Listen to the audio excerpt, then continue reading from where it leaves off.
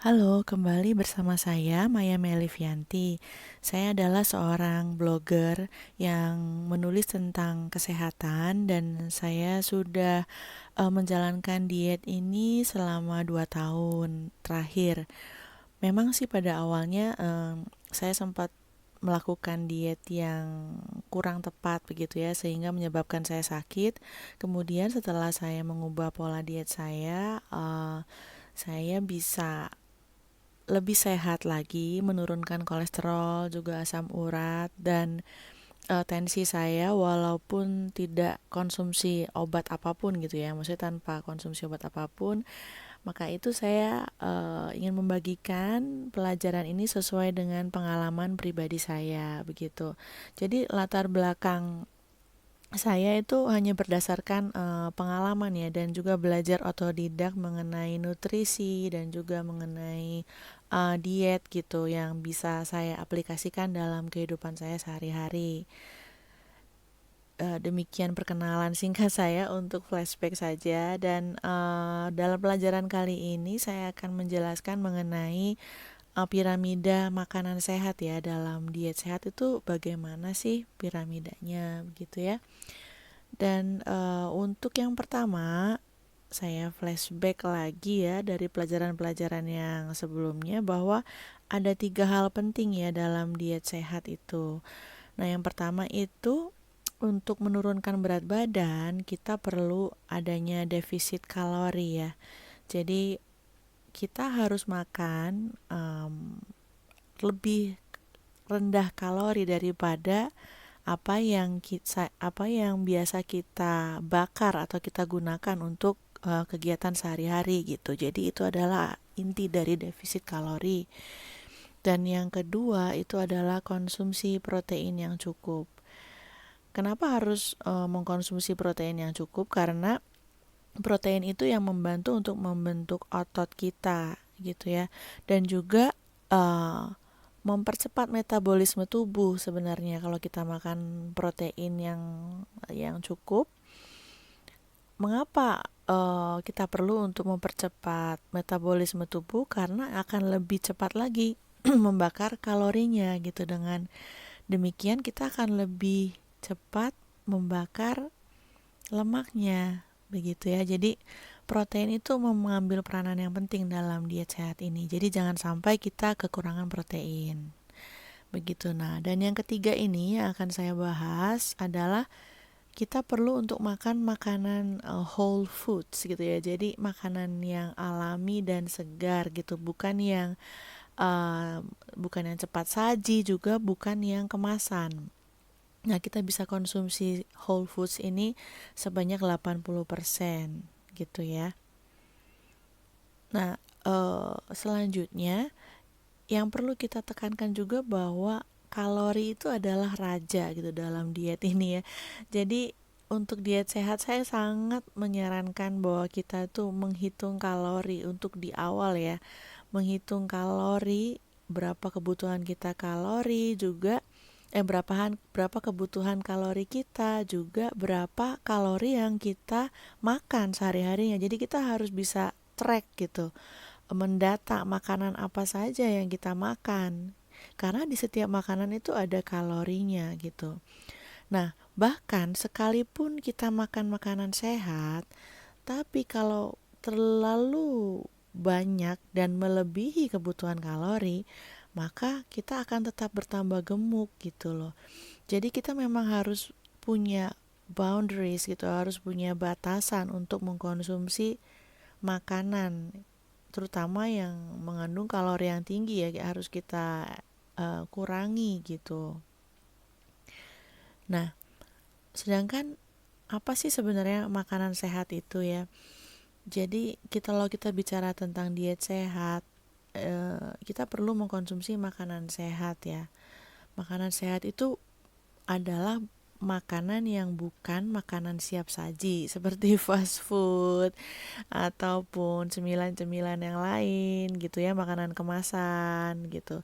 Karena sekalipun misalnya kita makan kalorinya lebih sedikit dari yang kita butuhkan, tetap saja itu kalau kita makanannya kayak makanan fast food makanan kemasan walaupun kita tidak melebihi kalori, tapi kalau kita makan makanannya fast food seperti itu, ya sama aja gitu ya.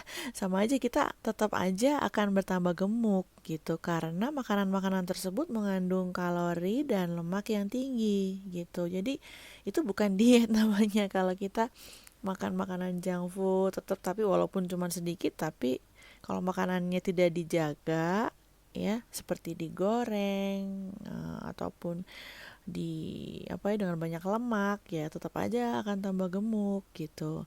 Nah, sebaiknya kita pilih makanan yang dikukus atau rebus atau bahkan segar gitu ya, mentah ya seperti salad gitu karena tidak mengalami proses kimia yang terlalu berlebih apalagi kalau kita bisa memilih makanan yang organik ya, sayur-sayuran organik, buah-buahan organik itu akan lebih baik begitu. Jadi ini adalah makanan sehat yang perlu kita perhatikan. Nah, berapa sih sebenarnya porsinya? Nah, kita bisa setting seperti ini gitu ya. Jadi karbohidrat itu 40%, protein 30% dan lemak 30%. Jadi karbohidrat itu bisa kita ambil dari karbohidrat kompleks ya, starches dan sayur-sayuran juga buah-buahan. Sedangkan protein itu dari daging atau ikan yang tanpa lemak ya.